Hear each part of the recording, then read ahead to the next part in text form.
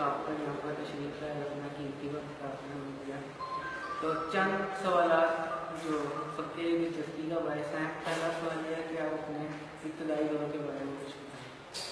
ابتدائی دور جو ان سے جی وہ کہہ لیجیے کہ اگر آپ تعلیمی لحاظ سے پوچھ رہے ہیں یا جس علاقے سے میں بلانگ کرتا ہوں وہاں سے کیسے نکلا ہو سارا سب جی یعنی تعلیمی لحاظ سے کہ ہم نے کس طرح شروع سے آغاز کیا اور کیا. اچھا ایسا ہے کہ میں گجرات کے گاؤں مولوی پور سے بلانگ کرتا ہوں اور اس گاؤں کا چیلنج کہہ لیجیے یہ ہے آج بھی وہاں پر ہرڈل یہ کہ وہاں تعلیم کے مواقع اچھے نہیں ہیں اور ساتھ ہی ساتھ میں جہالت اس مقدار میں موجود ہے کہ تعلیم جو ان سی ہے اگر میں کہوں سرے سے ختم ہو جاتی ہے.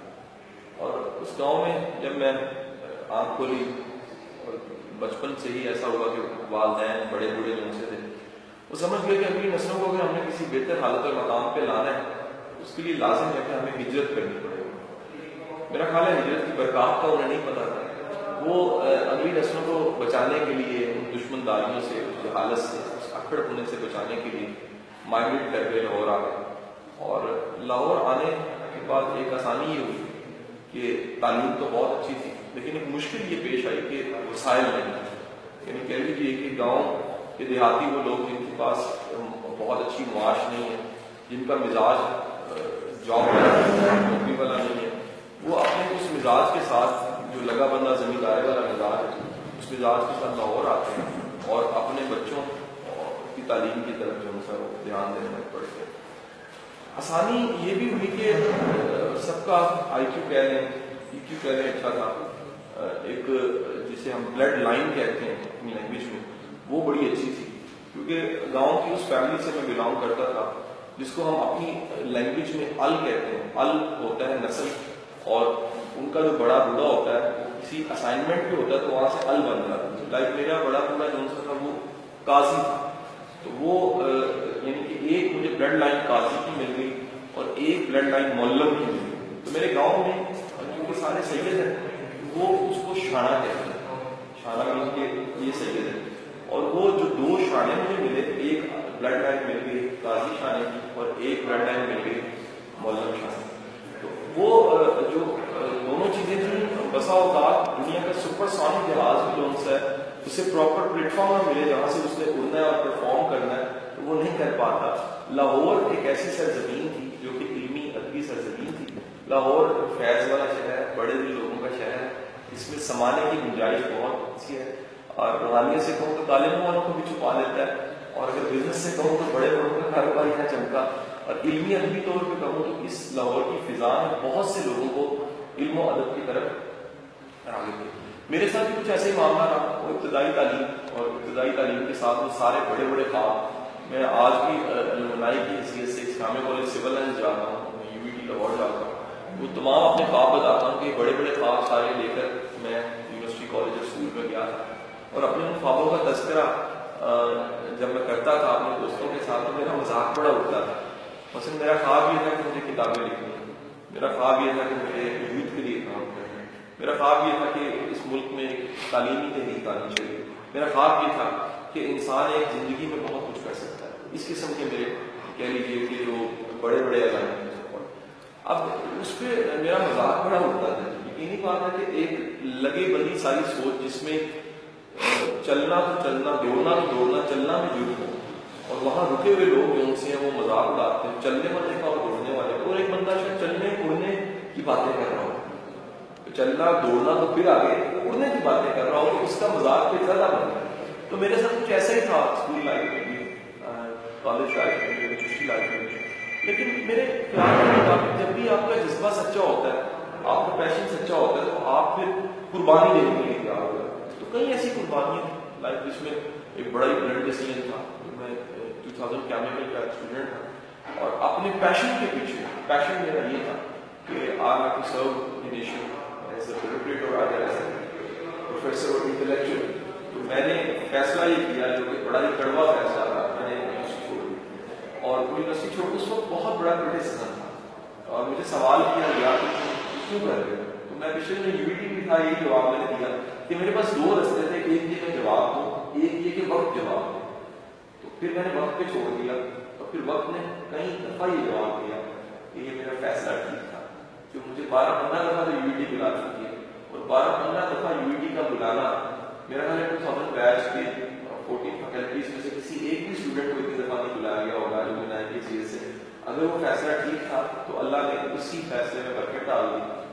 آگے بھی ایک سفر چل پڑا کمپٹیشن ایگزامس کا، اور اس طرف اس میں بھی بڑی جلدی میں نے شناخت کر لی کہ میں ایک اچھا پروفیسر ہوں، ایک اچھا ٹیچر ہوں، اور میری ویلیوز اور ایتھکس جو سی ہیں وہ ایز اے ریفارمر کی. دنیا میں 13 پرسنالٹیز ہیں، 13 پرسنالٹیز میں ایک پرسنالٹی کی ٹائپ ریفارمر کی. میں بڑی جلدی اس شناخت پہ پہنچا کہ میرے اندر خدا نے ایک چھوٹا سا ریفارمر رکھا ہوا، اور ریفارمر کو کہیں بھی جائے گا تو ریفارم کی طرف بات کرے گا. میں ہمیشہ اصلاحی بات کرتا ہوں. میں ہائی کورٹ میں سرو کر رہا ہوں تو میں ججز کو بھی اصلاحی مشورے دیتا ہوں.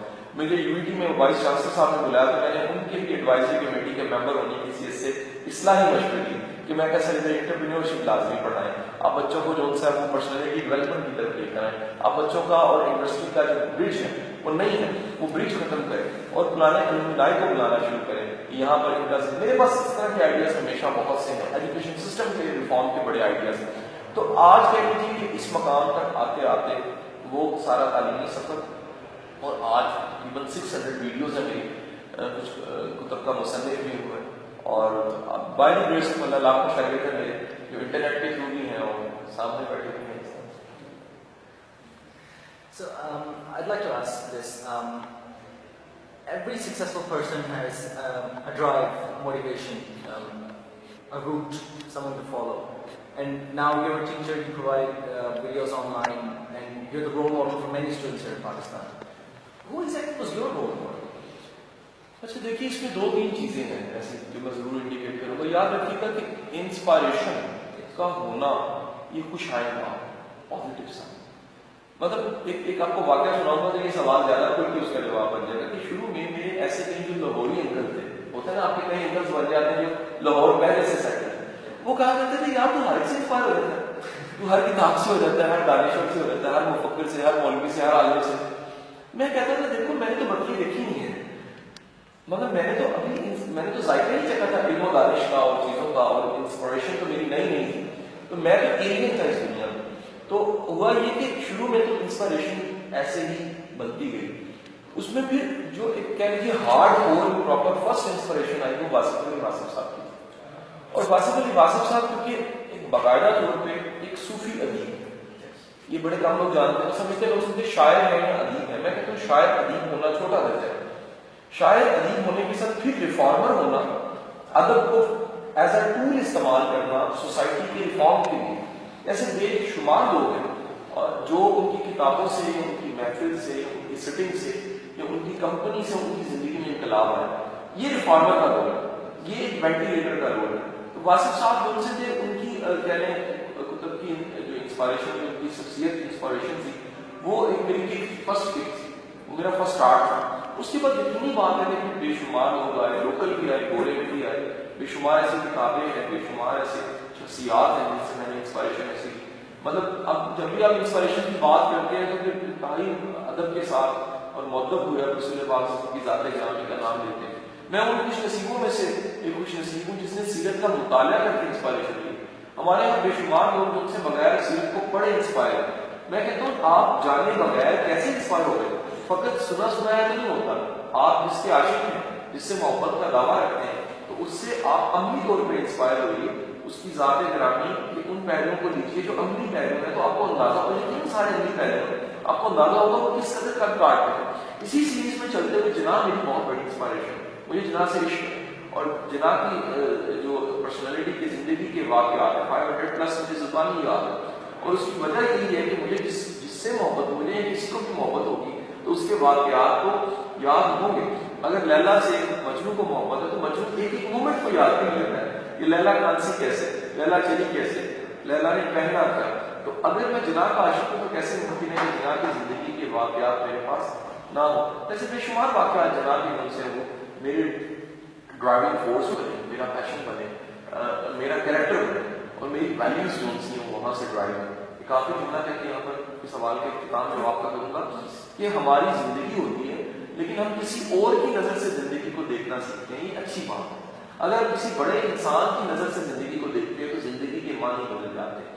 ایک بہت بڑا ہسٹورین تھا، تاریخ دان تھا، اس کا نام تھا ول ڈورن.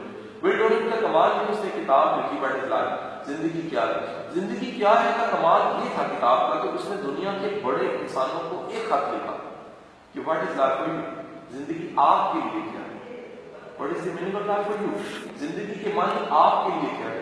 تو اس کو جو جواب موصول ہوئے اس نے تمام کے تمام جوابوں کو اکٹھا کر کے ایک کتاب دے دی. اور اس کتاب کا خاص بات ہے کہ دنیا کے بڑے انسانوں کی آنکھ اور نظریے سے آپ یہ جانتے ہیں زندگی کیا ہے، تو آپ کو پتہ لگتا ہے کہ ان کے نظریے میں ڈرائیونگ فورس ضرور ہے.